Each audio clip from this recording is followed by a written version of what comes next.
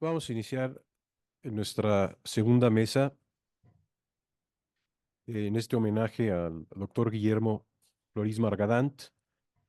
Esta segunda mesa versará sobre derecho romano y pues tenemos a tres comentaristas, tres ponentes de lujo. Gracias, doctora Consuelo Sirvent, doctora Laura Mercedes Velázquez y la doctora Jazmín Vargas. Gracias por haber aceptado participar en este evento de homenaje. Entonces, sin más, tengo que explicar también, la moderadora original de esta mesa iba a ser la doctora Leoba Castañeda, pero se disculpó de que no va a poder acompañarnos por una complicación médica menor, pero que le impide el estar presente en esta sesión. Entonces vamos a seguir el orden como está establecido en el programa. Le doy la palabra a la doctora Consuelo Sirvent Gutiérrez, quien es la directora del Seminario de Derecho Romano de la Facultad de Derecho de esta universidad. Doctora Sirvent, tiene el uso de la palabra. Guillermo Floris Margadán llegó a México y quedó deslumbrado con nuestra patria que adoptó como suya. Se enamoró de la universidad y puso todo su talento al servicio de la academia, particularmente en Derecho Romano. Fue un hombre respetado y querido por el claustro universitario y por sus alumnos. Por muchos años, bueno, más bien por toda su vida, siguió por la senda de la enseñanza del derecho. Aceptó una cátedra temporal en la Universidad de Austin, Texas, pero nunca se desligó de la Academia Mexicana. En el año 2000, la Facultad de Derecho le otorgó la medalla Prima de Leyes Instituta en reconocimiento a su trayectoria académica. Los que lo conocimos lo recordamos con cariño por su gran personalidad, su sentido del humor y su carácter controvertido. Yo conocí al doctor Floris Margadán en 1993, cuando tomé un curso de formación de profesores de la materia Sistemas Jurídicos Contemporáneos. Él coordinaba el curso, pero estaba en Austin, iba a faltar 2 semanas. En esas 2 semanas lo sustituyó la maestra Raquel Sagaón Infante. Las 2 semanas pasaron rápidamente y nos dijeron que ya al día siguiente iba a estar el maestro Margadán. Yo lo conocía de vista nada más y de los comentarios que oía de él. Cuando llegó el maestro Margadán, los 8 becarios que componíamos el grupo de alumnos, nos pusimos de acuerdo en presentarnos por orden alfabético y entonces nos fuimos presentando. Cuando estábamos a la mitad de la presentación, el doctor Margadán nos dijo: yo no gasto mis neuronas aprendiéndome el nombre de ustedes. Para mí ustedes solo son los 8 becarios. Y nos quedamos sorprendidos, pero bueno, ya empezaron las clases, pero muy amenas. Nos transmitía con mucha generosidad sus conocimientos, nos contaba anécdotas. Disfrutamos mucho las clases con él. Cuando terminó el curso, yo seguí frecuentándolo, y una vez me dijo que quería que escribiera un capítulo de un libro que estaba preparando, porque se necesitaba con urgencia un libro de texto que tuviera adaptado a la nueva materia de sistemas jurídicos contemporáneos. Yo me sentí muy halagada, pero a la vez preocupada, porque yo ya estaba escribiendo mi libro de sistemas jurídicos. No sabía cómo lo iba a tomar y cómo decirle. Y le dije, ya unos días después, le dije: no puedo escribir porque yo estoy escribiendo mi libro. Y dijo: eso no importa, tú escribe tu libro, qué bueno, y aparte escribes un capítulo en mi libro. Escribí el capítulo de los sistemas religiosos y luego ya el doctor Margadán escribió su libro solo, y yo en el año 2000 presenté mi libro sola y el maestro Margadán me hizo el prólogo. Cuando presenté mi libro en la Facultad de Derecho, en el posgrado, él lo iba a presentar y estaba yo preocupada porque a veces era un poquito irónico y no sabía qué iba a decir de mi libro. No, pero fue la presentación muy amena, muy bien, muy emotiva. Para mí fue muy valioso haber conocido a una persona como el doctor Margadán, que me haya brindado su amistad, y él despertó mi interés y el amor hacia las materias de sistemas jurídicos y derecho comparado. Cuando lo tuve de maestro, me hablaba mucho de un libro que es La Segunda Vida del Derecho Romano. Incluso él nos decía que cuando empezó a enseñar el derecho romano en la Facultad de Derecho de la UNAM, Lo que llamó su atención es el hecho de que se enseñaba la historia del derecho romano, que era la compilación de Justiniano hasta la fase de de la codificación, y se dejaba un hueco de más de un milenio. Entonces se olvidaban las grandes líneas del derecho romano. Y entonces en esa obra, La segunda vida del derecho romano, habla de todo esto. La primera vida del derecho romano comprende desde el derecho arcaico hasta el Corpus Juris Civilis.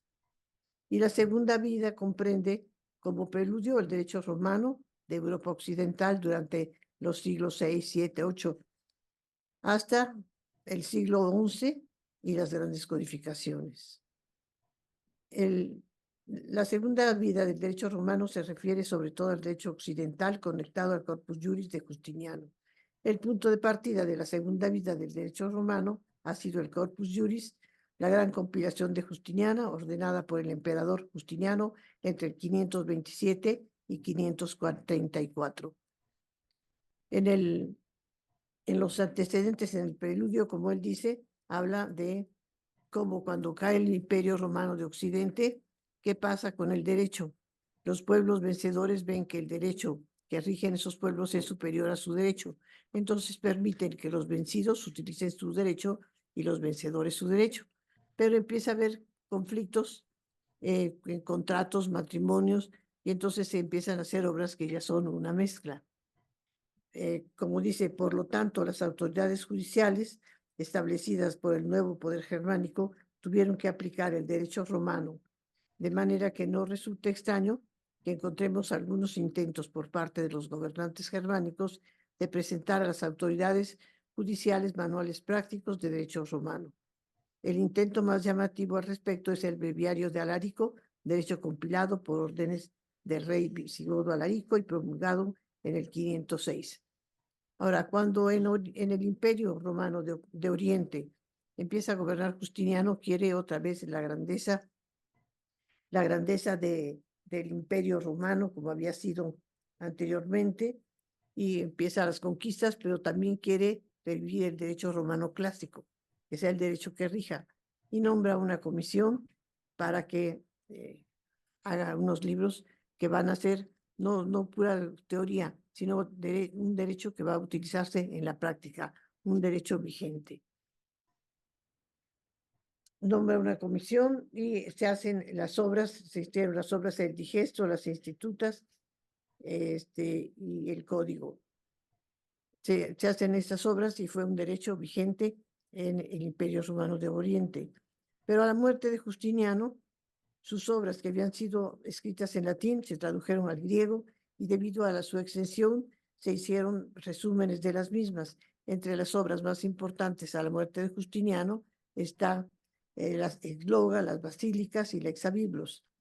Aunque la obra de Justiniano, como les dije, estaba destinada al Imperio Romano de Oriente, también se utilizó en Italia. La Iglesia católica aplicó el derecho romano en forma supletoria. Las institutas se analizaron en centros de cultura, como en Turín, por ejemplo, se utilizó mucho. El Código de Justiniano se analizaban los 9 primeros libros de los 12 que componen esta obra. Y el digesto fue declarado en vigor en Italia. Pero la pobreza del conocimiento del derecho justinianeo en Oriente desde la mitad del siglo VI hasta la segunda mitad del siglo XI es evidente.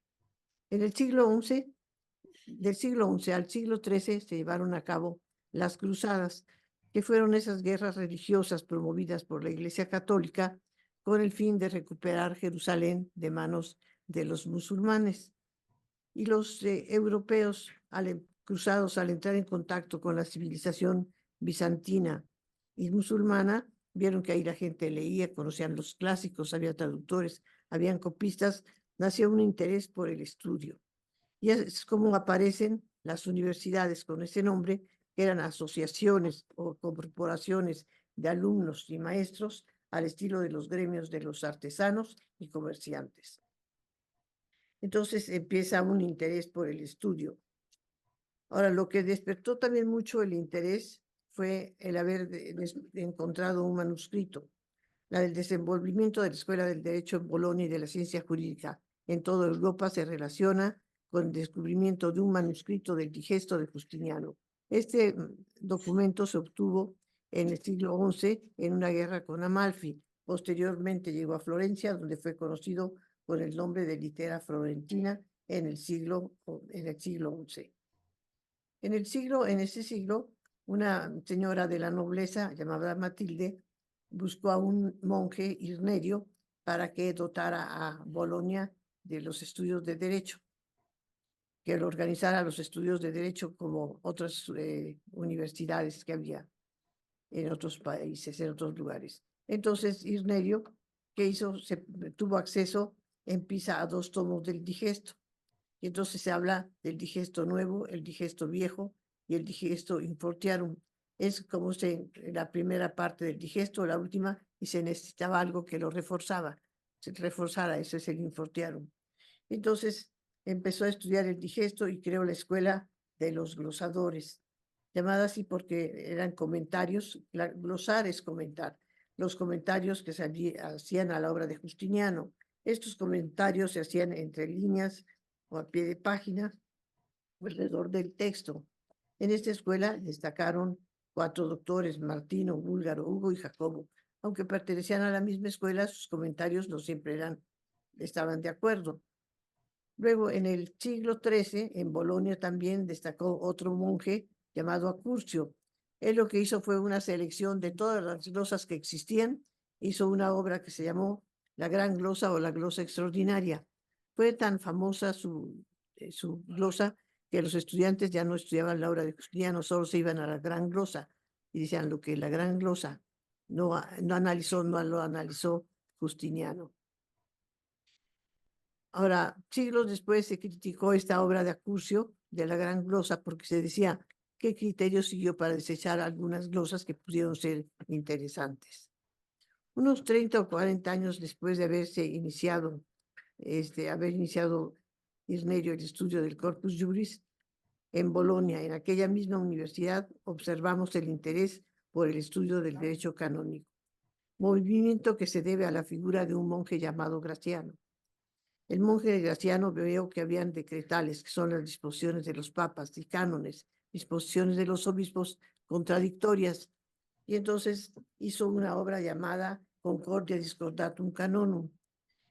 Esta obra tuvo mucho éxito y después de Graciano hubo varios intentos con el objeto de seleccionar el vasto material legislativo de la Iglesia, y luego en el siglo XIII, Gregorio IX, Gregorio noveno, hace una obra que se llamó Las Decretales, ayudado por un jurista, un jurista muy famoso, Raimundo de Peñaforte.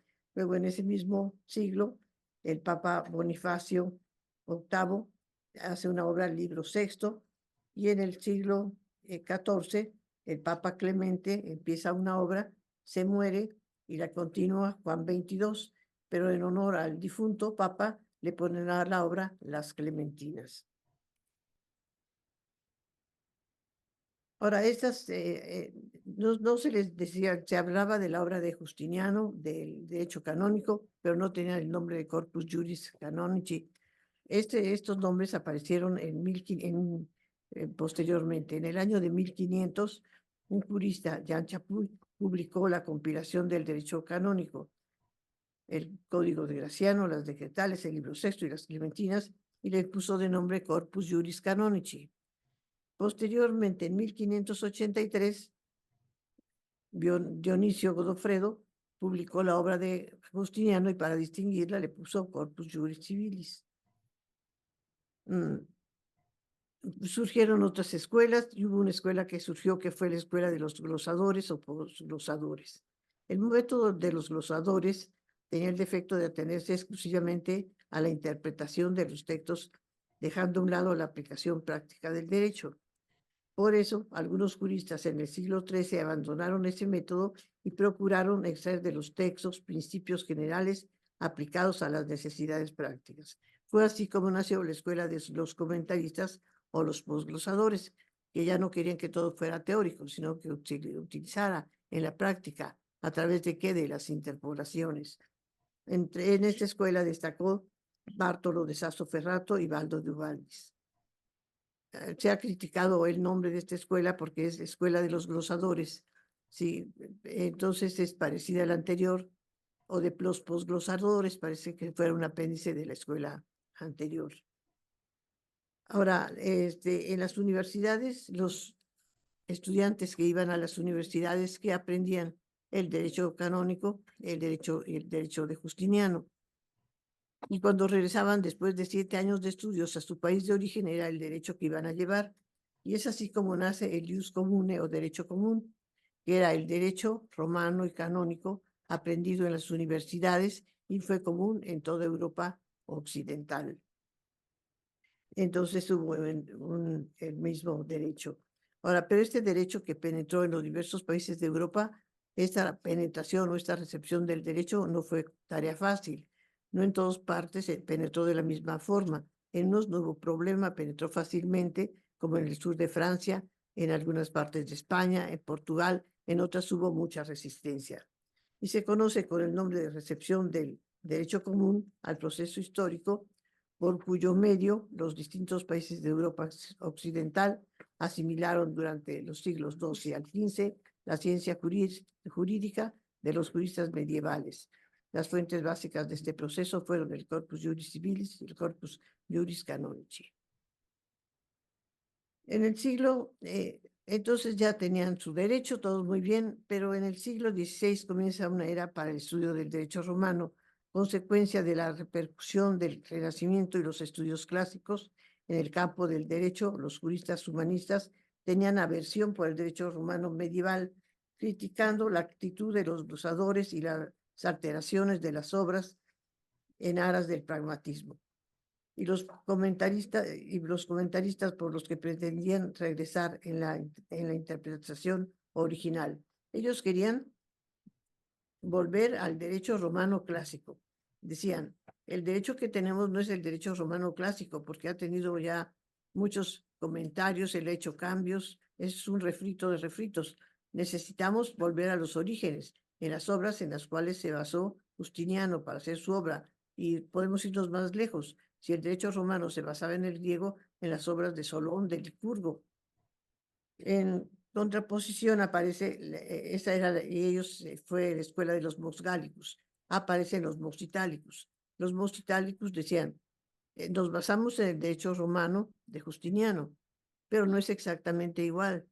El derecho debe ser dinámico, se ha ido adecuando a las necesidades. Nos da seguridad jurídica. ¿Para qué queremos disertaciones muy elevadas que no nos van a llevar a nada? Esas fueron las dos escuelas que se dieron, que pues predominó la escuela Mositálicos. Posteriormente,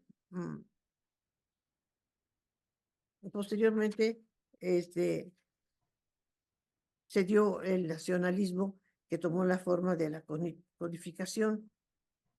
Se dice que hubo una época en la historia que se llamó la época de la codificación. No es que no hubiera códigos antes, sí había códigos, pero aquí ya codificar era poner en un solo ordenamiento todo lo referente a una rama del derecho, que no era la costumbre.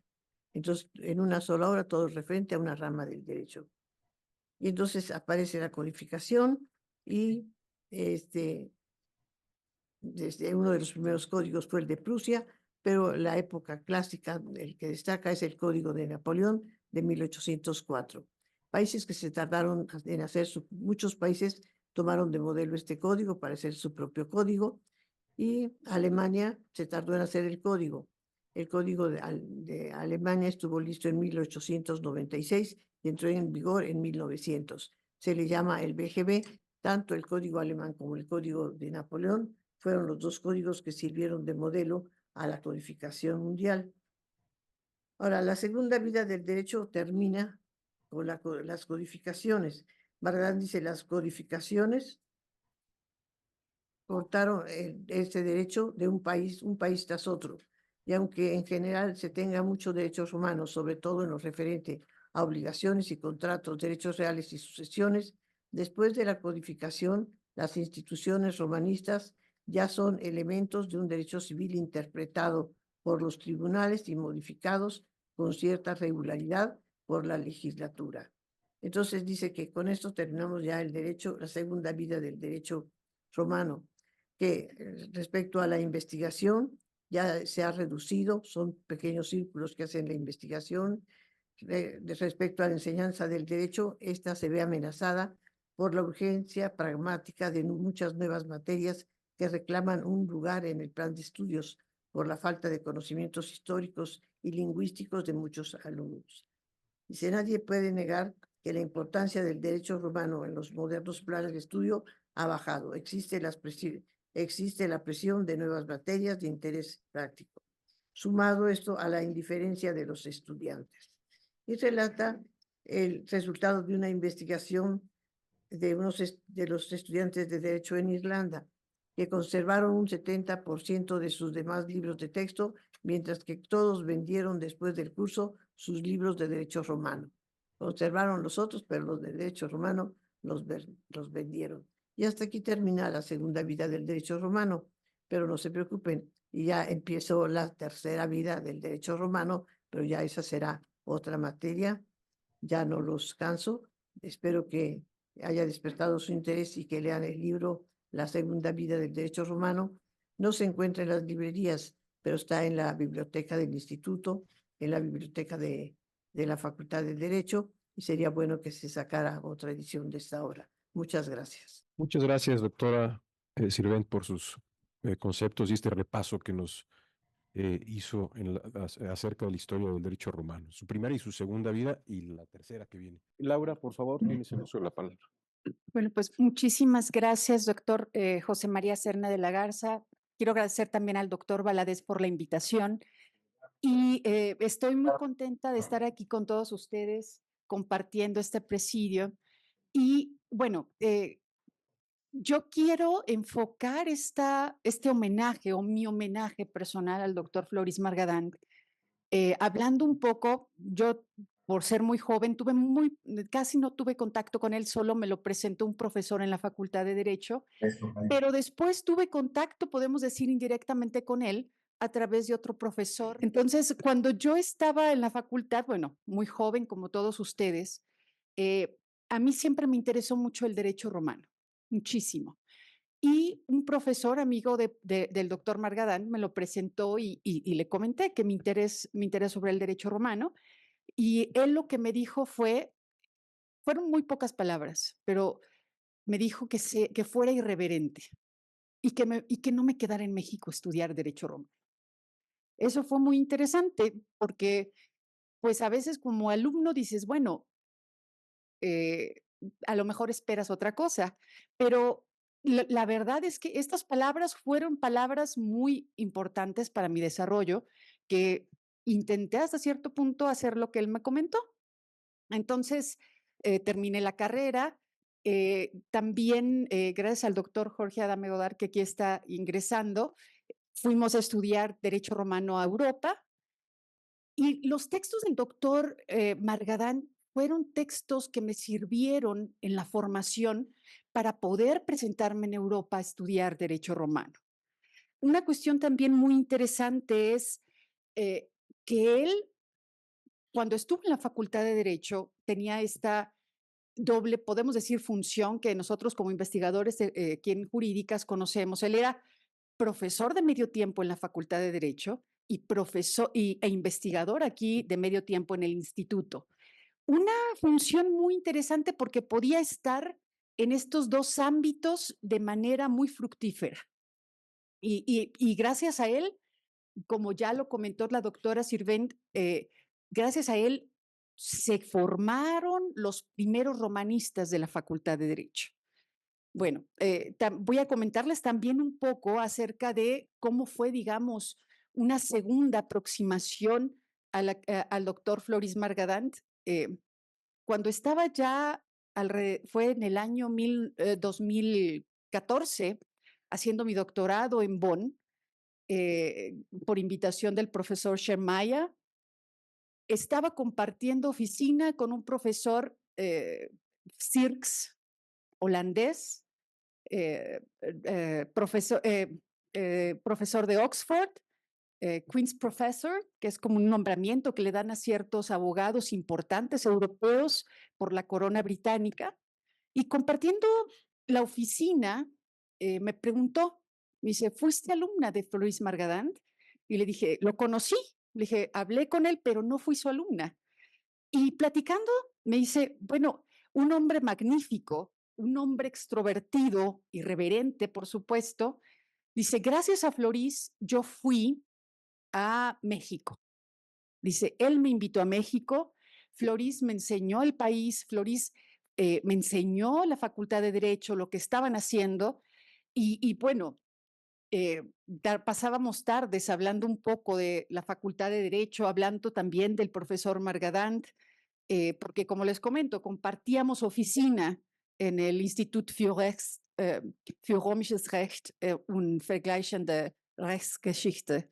Entonces compartíamos oficina y a veces hacíamos ciertas pausas para hablar del derecho romano y la importancia que tuvo el doctor Margadant en la enseñanza del derecho romano en la Facultad de Derecho, en la formación de los primeros, podemos decir, romanistas de la facultad, porque antes de él no había, digamos, profesores preparados en esa vertiente.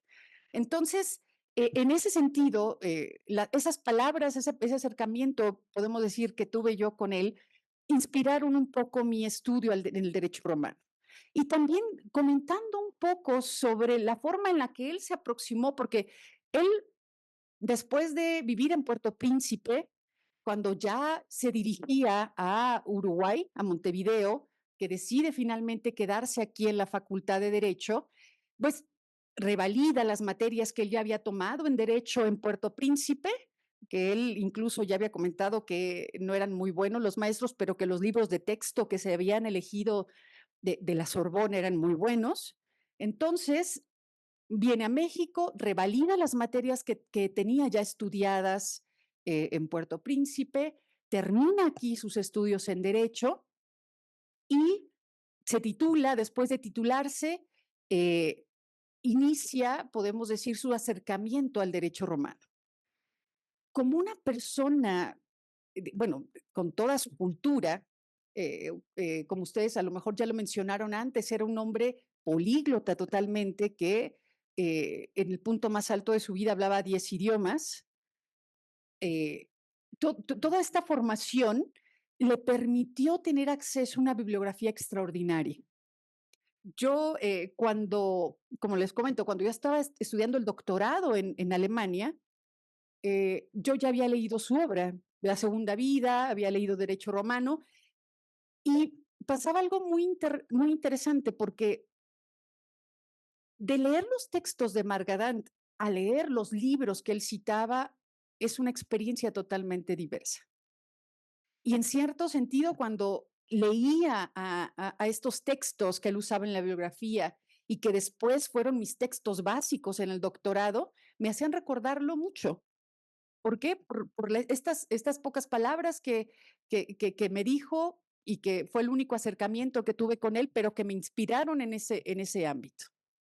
Y bueno, en ese sentido, también me pasó algo muy interesante en cuanto a la experiencia con el derecho romano, mi experiencia, y que es similar a la que él tuvo.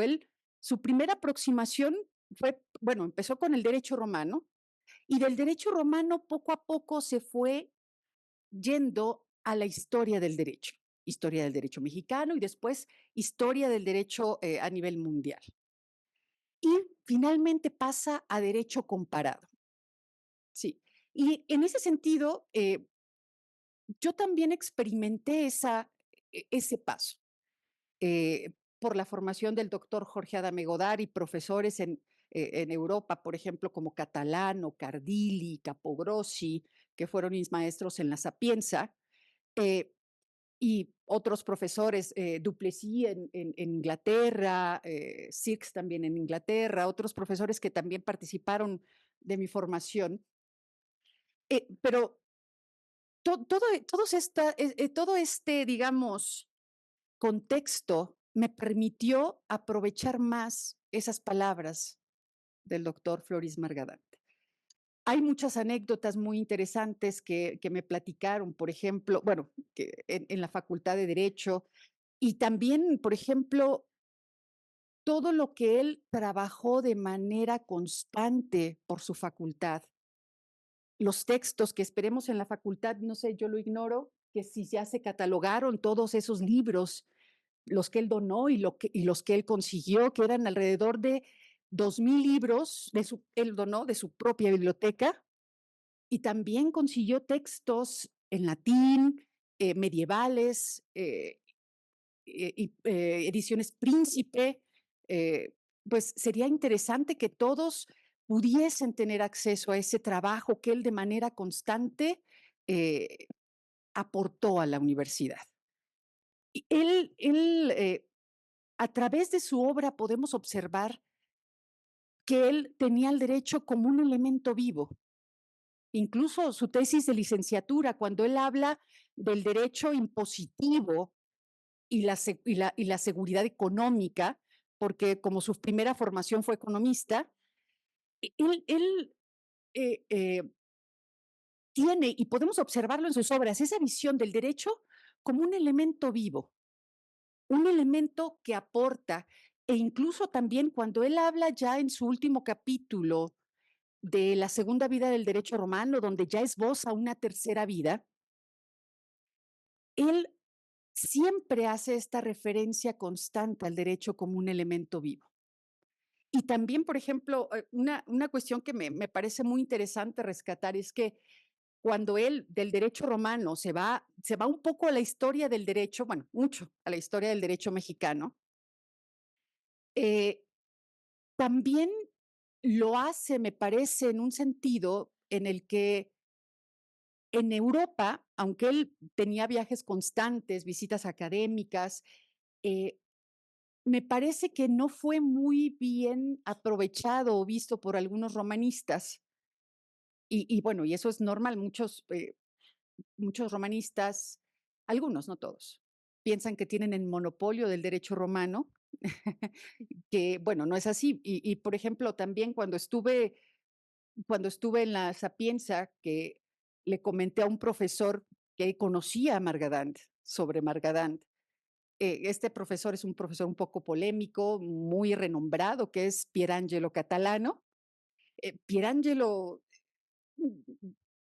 lo que dijo de Margadant es que no era romanista, pero no era, o sea, no era porque no lo fuese, sino porque Pierangelo Catalano es un profesor peculiar, ¿sí? Es un profesor de mucho carácter.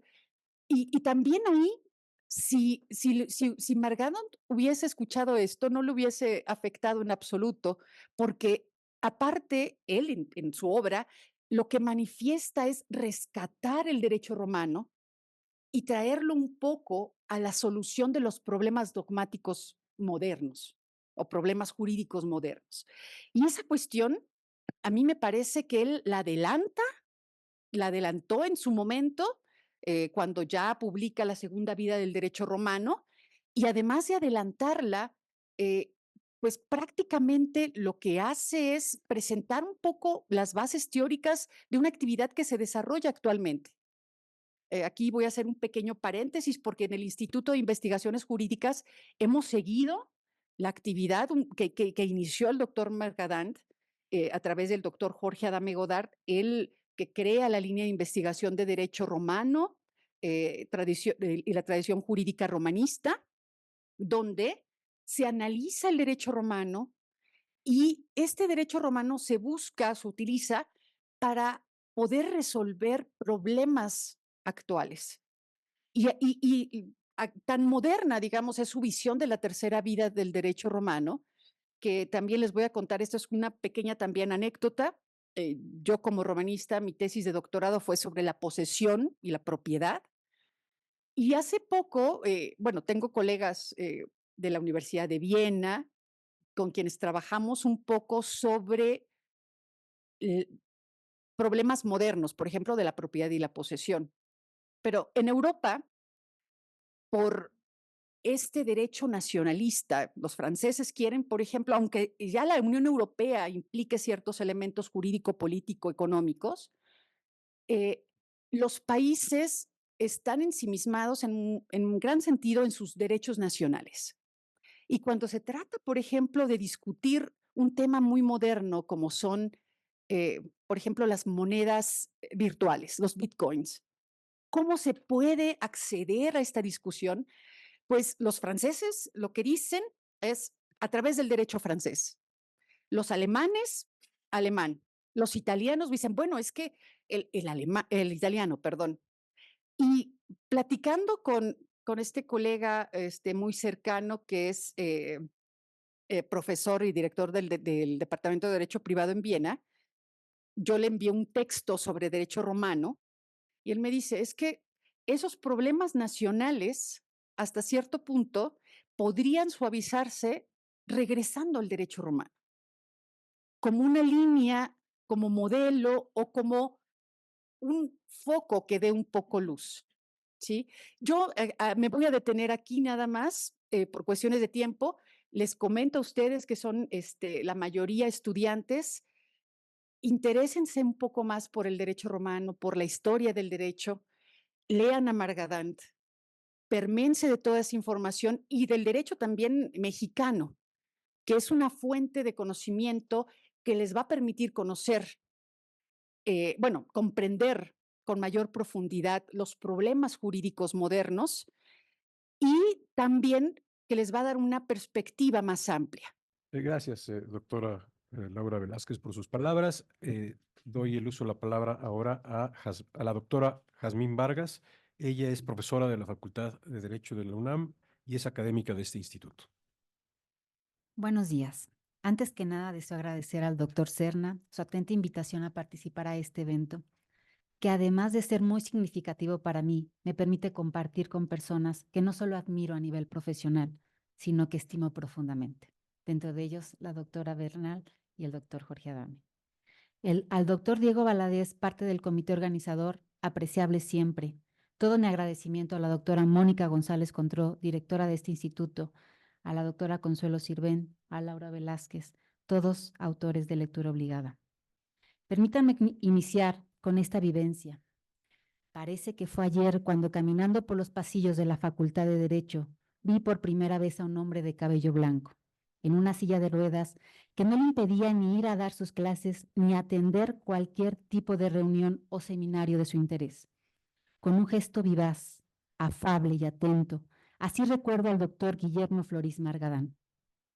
Posteriormente, al incorporarme al Instituto de Investigaciones Jurídicas, el cual me cautivó inmediatamente al sentir su silencio que invitaba a la reflexión y prometía sabiduría, reconocí al nombre de aquel hombre que había llamado mi atención en uno de sus principales auditorios. Así comienzo a saber más del doctor Floris Margadán y a reconocer su erudición, poco vista desde esos tiempos. Al conocer más de él, pude entender cómo las circunstancias fueron modelando a ese hombre ejemplar, inquieto y extraordinario. Cuando inicié mis estudios doctorales, una de las obras de consulta obligada para cualquier estudioso del derecho, y sobre todo del derecho privado romano, era la obra del doctor Margadán, El derecho privado romano como introducción a la cultura jurídica contemporánea. Pude conocer en sus páginas un libro especializado que lograba profundizar a detalle a la altura de las grandes obras de su tipo a nivel mundial. Su obra me logró cautivar y llegar de manera magistral a profundizar en las principales instituciones jurídicas romanas del derecho privado. Permítanme mostrarles en estos minutos de una forma concisa 3 posiciones del doctor Margadán que llamaron mi atención durante mi trabajo de investigación. Todas ellas respecto al análisis del término periculum y atribución del riesgo en el derecho romano en contratos como el comodato, el mandato y el arrendamiento. El propósito de esta exposición es ver a través de estos ejemplos su pensamiento y aportación al derecho romano privado. Primero será necesario entrar en contexto con las siguientes premisas. El sentido general de la palabra periculum dentro de las relaciones contractuales indica la pérdida o detrimento potencial o real de la cosa objeto de una relación contractual. Por ejemplo, por los daños ocasionados provenientes de eventualidades o por incurrir en pérdidas ocasionadas por ciertas circunstancias especiales, según las especificaciones del periculum en cada relación contractual o en estipulaciones específicas relacionadas al periculum en un convenio especial. Los juristas romanos no nos dejaron una teoría abstracta y unitaria del riesgo. Los contratos en los que vemos aplicado el término de periculum son variados, y por esta misma razón el término periculum sugiere diversos sentidos y aplicaciones. Se debe tener en cuenta que algunas distinciones y dificultades en la interpretación probablemente procedan de intérpretes tardíos y de los compiladores justinianos, quienes tal vez alteraron los textos contenidos en el digesto o formularon una enunciación distinta a los principios fundamentales en la materia al ser incluido en las instituciones. La idea básica y subyacente detrás de toda esta noción del riesgo parece ser el principio general del res perit domino. La cosa perece para su dueño. De este principio proceden otros principios relacionados con el riesgo. También me gustaría enfatizar en que regularmente corresponde al propietario de la cosa soportar toda pérdida o deterioro ocurrido por un accidente imprevisible, es decir, por un caso fortuito o fuerza mayor, salvo casos específicos en los cuales cabe la posibilidad de que el riesgo sea soportado por quien debe la devolución, como sería por un pacto en contrario, la culpa, la mora o cuando la cosa ha sido dada por estimación. Ello dependerá de las particularidades del contrato, de ahí la importancia del análisis de cada caso en concreto. En el caso del comodato, el principio fundamental es que el comodante, en calidad de dueño de la cosa, es quien está obligado a correr con el riesgo, y solo en casos excepcionales el comodatario. El doctor Margadán se pronunció en uno de estos sentidos al señalar que si el comodatario deudor aplazaba por negligencia la devolución de la cosa, incurría en mora debitoris, caso en el cual era responsable por omnis casus, es decir, por casus minor o incluso por casus mayor. Al respecto, el doctor Margadán también señala que si el comodatario hubiese incurrido en mora, podía liberarse, comprobando que dicha fuerza mayor también habría alcanzado el bien en poder del comodante. El doctor Margadán concuerda en el sentido de que si el comodatario hubiera incurrido en mora, respondía sin límite según la regla general de mora, correspondiéndole al comodatario, por lo tanto, correr con el riesgo. Pero agrega que aún en el supuesto donde el comodatario hubiera incurrido en mora, éste podía liberarse mediante la comprobación de que la fuerza mayor también habría afectado a la cosa dada en comodato. El segundo ejemplo lo veremos en la responsabilidad en el mandato. En el derecho justinianeo se elevaba la responsabilidad del mandatario a culpa, y ya no solo a dolo como acontecía en la época clásica. Esa fue una innovación a todas luces llamativa, debido a que el mandatario difícilmente asumiría una obligación de esa índole gratuitamente. Sin embargo, autores como Dors resaltan algunos textos contenidos en el digesto relacionados a responsabilidad por culpa en el mandato y por culpa lata, un término propiamente posclásico. Volterra, utilizando más bien la terminología posclásica, señala que el mandatario respondía hasta el límite de la culpa leve en relación con el mandante. En la misma opinión, el doctor Margadán asevera que el mandatario quedaba libre de soportar la pérdida o deterioro causado por una fuerza mayor, pero no de su culpa leve. Y de este modo, citando a Julián en el digesto 47.262.5, señala que nadie debe salir perjudicado por su propia amabilidad. Al parecer, su afirmación en el sentido de una responsabilidad por culpa leve para el mandatario englobaba el deber de responder no solo de dolo, sino de culpa grave al ser responsable desde su culpa leve. Recordemos que, de acuerdo con el doctor Dors, la culpa leve es una responsabilidad inferior a la culpa lata, y dentro de la cual se incluye la diligencia de un buen padre de familia, bonus diligens pater familia. Nuestro tercer caso lo encontramos en la locatio conductio, contrato en el cual el riesgo también podía alcanzar indistintamente al locator como al conductor. McCormack, al respecto, afirma que una gran mayoría de los textos latinos sobre el locatio conductio atribuyen el riesgo al conductor. Para confirmar esto, basta dar un vistazo, señaló el autor, a la casuística romana, en específico en la construcción de una obra o la prestación de un servicio o arrendamiento de una propiedad o una parcela. De acuerdo con Cácer, al parecer en época del Abeón, predominó la aplicación de la regla periculum est conductoris, sobre todo en casos de la locatio conductio operis, respecto a la construcción de edificios en los cuales correspondía al conductor soportar el riesgo del precio. No obstante lo anterior, el maestro Margadán aportó más luz en el tema al señalar que entre la primera y la segunda generación de la escuela sabiniana pudo haber ocurrido un cambio de enfoque, de periculum conductoris a periculum locatoris. No obstante todo lo anterior, es importante señalar que periculum no es una palabra con un sentido unívoco, ni es el producto de una sola vía evolutiva. De modo que la historia del riesgo representa la vida de un proceso de principios prácticos, nacientes de contextos dispares y análogos. No existe propiamente una teoría del riesgo en la antigüedad latina con principios claros y uniformes, sino lineamientos particulares adaptados a la circunstancia del caso, los cuales en conjunto pueden dar lugar a algunas generalidades en determinadas circunstancias. Todo esto, sin duda, nos aporta una riqueza interpretativa que nos permite conocer la figura y su evolución a través del tiempo. Permítanme finalmente concluir con la siguiente noción del tiempo, con la que en algún momento los griegos distinguieron entre Cronos y Kairos. Este último, único e irrepetible. A este juego entre tiempo humano y divino, la cristiandad también ha llegado a considerar el Efapax, el acontecimiento que ocurre en un instante y para siempre. Me refiero a ese acontecimiento que conecta el tiempo humano con el tiempo divino a cada instante.